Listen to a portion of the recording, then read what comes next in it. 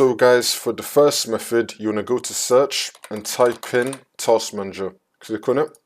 If you see Roblox currently open, you want to close it. So you want to click on it and then click on End Task. Make sure that Roblox is not running. Next, you want to go to search again and type in %local app data percentage and then click on it. And now once we're here, you want to scroll down till we find Roblox. We're going to delete this folder. Don't worry, it's just going to be your temporary files. So you're going to click on this folder and then click on delete. It's now going to remove all the Roblox temporary files. Now once that's been done, you can open up Roblox again and then see if that works for you. If that's still not working, then for the second method, you want to make sure that Roblox is closed.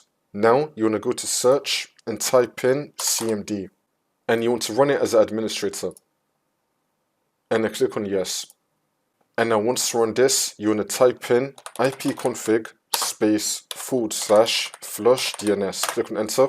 And now you want to type in ipconfig space /release. Click on enter again.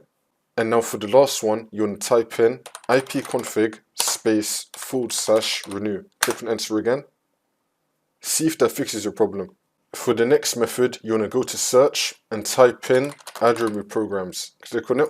And now once you're on this, you want to scroll down until we find Roblox. You want to click on the three dots and then click on uninstall, and then you want to uninstall Roblox.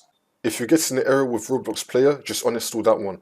Once you uninstall Roblox, you want to reinstall it either from the Microsoft Store or from the Roblox website. See if that works for you. One last thing you could try is just simply doing a restart of your computer. Come back into Roblox and then see if that works.